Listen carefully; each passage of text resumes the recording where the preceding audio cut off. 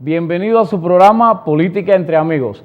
Otra vez estamos siguiendo con esta serie de educar y conociendo los candidatos que después de este momento histórico, cuando el alcalde Menino dijo que ya no iba para la reelección, tenemos 12 candidatos y aquí tenemos uno de los candidatos que se está destacando con su participación, fue uno de los primeros que lanzó su candidatura. Él es John Barros y vamos a aprender un poco sobre él, quién es y cuáles son sus planes. Bienvenido, John. Welcome to Politica Entre Amigos. Gracias. So, tell me a little bit about yourself, John, with your background and what's prepared you for this step. Well, I'm a son of Cape Verdean immigrants. My parents come from the Cape Verde Islands, from the west coast of Africa. My father arrived in the 1950s and worked in the cranberry bogs in Cape Cod. And then he finally moved closer to Boston and got a job with a union that helped him to pay for the kind of bills to start a family. He started 5 of us in Roxbury, and he stressed education. Education was a big part of who I am and why I'm able to do this here. For the last 13 years, I've been working at the Dudley Street Neighborhood Initiative, an organization here in Roxbury that's been working to improve the neighborhood and provide economic development opportunities, help make it a safer neighborhood, affordable housing, all the things that I would do as mayor. And I think that's prepared me to make sure that I can lead Boston to be a better city for all. So you've never held elective office before, right? So, no, I haven't. No. I only held appointed office as a school committee member. School committee member? Yes. So this experience that you've had in developing housing and creating jobs, a lot of development, especially in this district where we are. That's right. Right now it's at Tito Jackson's district. So how will that help you in bringing that citywide? And what are some of your thoughts on that? How to develop affordable housing, because that seems to be a big issue. It's very important. Creating jobs and making sure that not only creating jobs, but that our people, the people who from the neighborhoods, from the community, who need jobs, get the jobs. Sometimes we're creating jobs in Boston, but people come from New Hampshire to work them. People come from Connecticut, from Rhode Island to work them, particularly construction jobs. We have to fight for the people who live here. We have to fight that the people who live in the community get the jobs. Second is, we have a lot of people leaving Boston because they can't afford it. A lot of people have a hard time paying the mortgages and the rents in Boston, and so they're leaving. They're going to different parts of the area.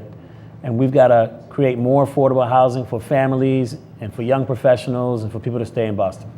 What if you became mayor? What are some of the first issues other than this affordable housing and employment?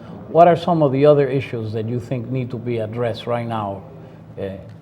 The most critical issue I think facing us right now is education. We need to focus on making sure that Boston provides a quality education for all its residents.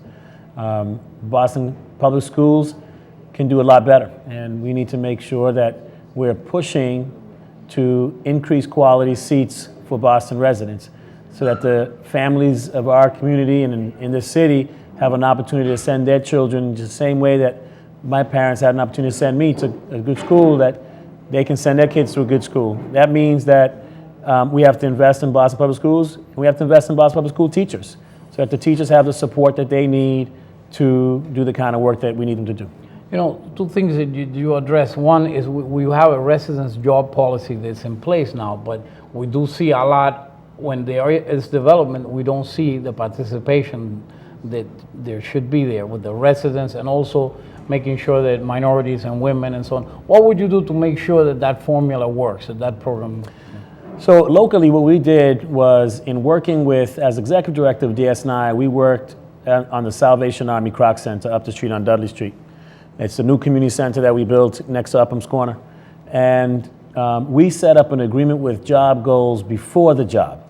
51% minority, 51% resident, and then 15% women, and 35% women or minority-owned businesses. We exceeded those goals. We hit those goals and exceeded those goals. 57% of the contracts went to minority or women-owned companies.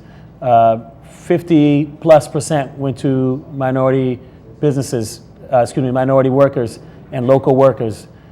So those are the kinds of things we need to do. We need to have agreements for the jobs and the goals of the jobs, not just as a policy of the city, but as an agreement between ownership and community entities, community entities in the city, so that it's legally enforcing. Because right now we're chasing the jobs after the fact. We can't agree to permits and we can't agree to rezoning until we agree to job goals ahead of time in a legally binding document.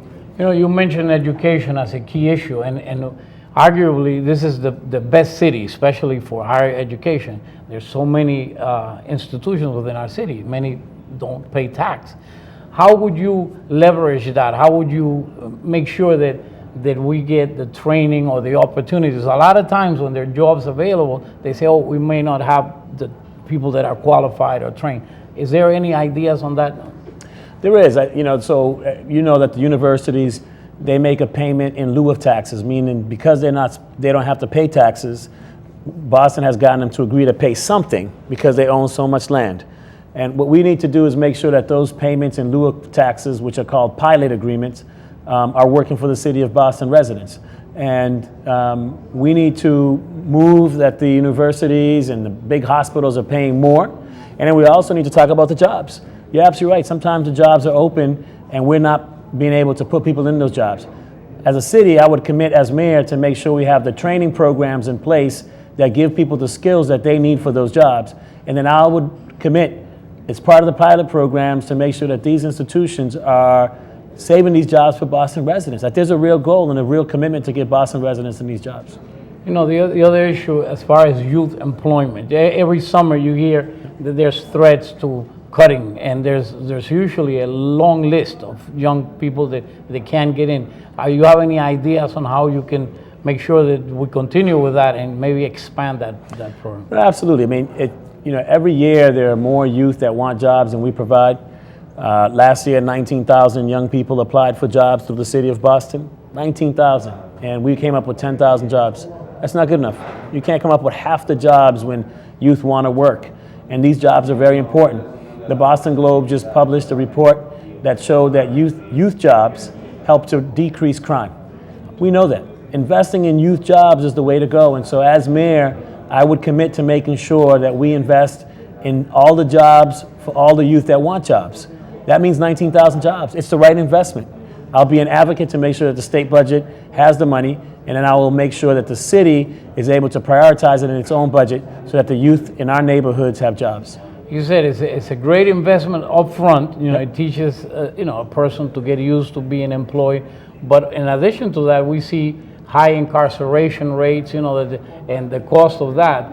So how would you address that? We have some crime in the community also, and maybe too much youth violence. And in that report, it came that basically mitigates that. And so it's a win-win for everybody to invest. Yeah. So what are some ideas on how you would get some of the public partners, and yes. You've been able to do that yes. in the private sector? That's right. No, you hit it right on the head. We have to make a commitment to youth jobs because youth jobs help mitigate crime. We also have to do it with a public-private partnership. Our corporations need to come in and help provide the resources needed and also the jobs needed. We don't just want jobs for jobs' sakes. We want youth to be in jobs that help them to prepare for careers so that these jobs go on their resumes and they're able to get better jobs later. It's really important. The other thing we need to do is make sure that jobs are used in ways to help them with their academics if that's necessary, that we're linking academics to jobs. And so the jobs that we have are not just to clean the street, they're not just jobs to cut weed, but they have to be jobs in the office, they have to be jobs in places where youth are growing skills. Then we need to also coordinate. We need to coordinate the services of young people in the city of Boston, because we also know that we reduce crime by just creating positive opportunities for youth to connect with other young people. We don't have enough opportunities for our young people to connect with other young people across the city. Coordination of programs is really important. We're also blessed having a lot of medical institutions. Some of the best hospitals in the world, I think, are located here. And a lot of the new industries are also based here, with MIT and so nanotechnology and health industries. And sometimes a lot of our young people are not getting that STEM And is there anything that you would do to make sure that our young people take advantage of that and can get into those fields? No, absolutely.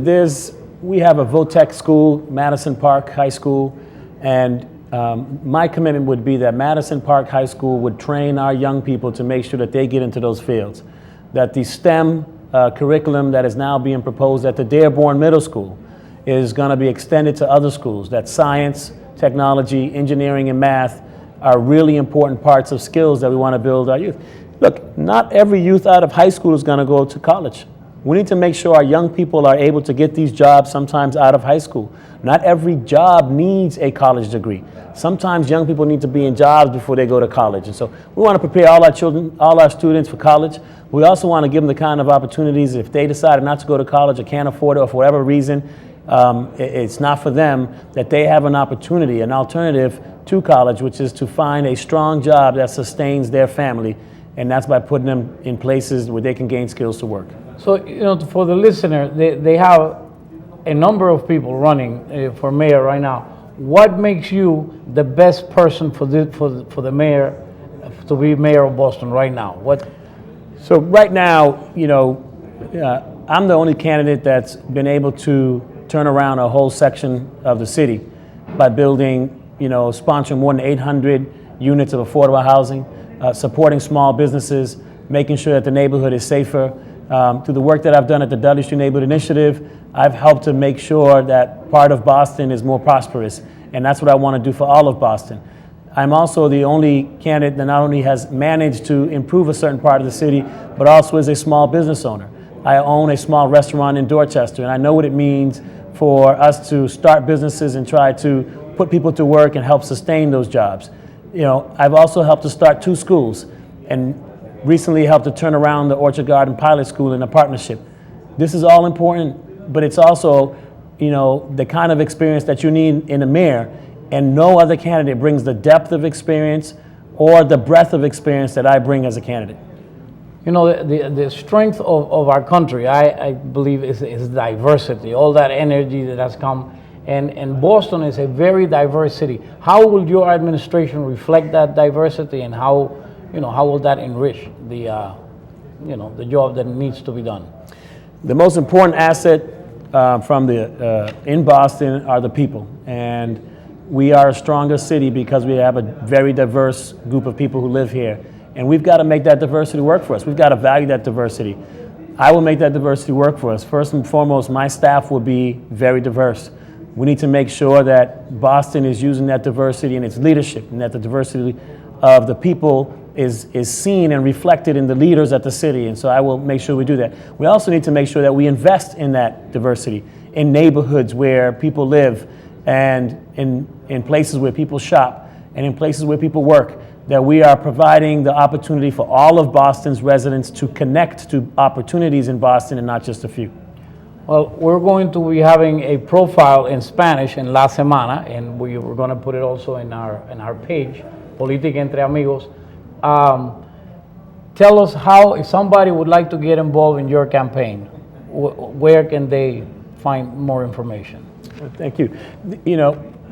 Go to www.barrosforboston.com,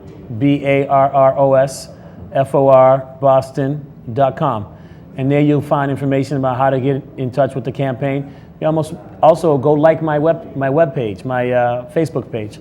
It's Barros for Mayor, and that's John F. Barros on Facebook. Find us. Follow me on Twitter @John F. Barros, and figure out more information on who we are. Give us a call, 617-936-7180, and find out more about the campaign. Bueno, más información vamos a tener en el periódico. Estamos aquí con el amigo John Barros, candidato a alcalde de Boston. Vamos a seguir escuchando de él, sus planes. Él está listo para servir. Dice que tiene experiencia como comerciante, ha hecho mucho trabajo ya con éxito en el área de aquí de Roxbury y tiene un negocio. Es una persona que tiene lo que se necesita para tener un gobierno diverso. Aquí vamos a seguir dándole información sobre todos los candidatos para que usted haga la decisión conociendo quiénes son sus candidatos. Y vamos a escuchar mucho más de John Barros. So we'll be having some other forums, and we'll be hearing a lot from you. We definitely are going to have a profile in the paper, and we'll be looking forward to seeing you in the campaign trail. Appreciate it. Ok, regresamos en breve con su programa Política entre Amigos.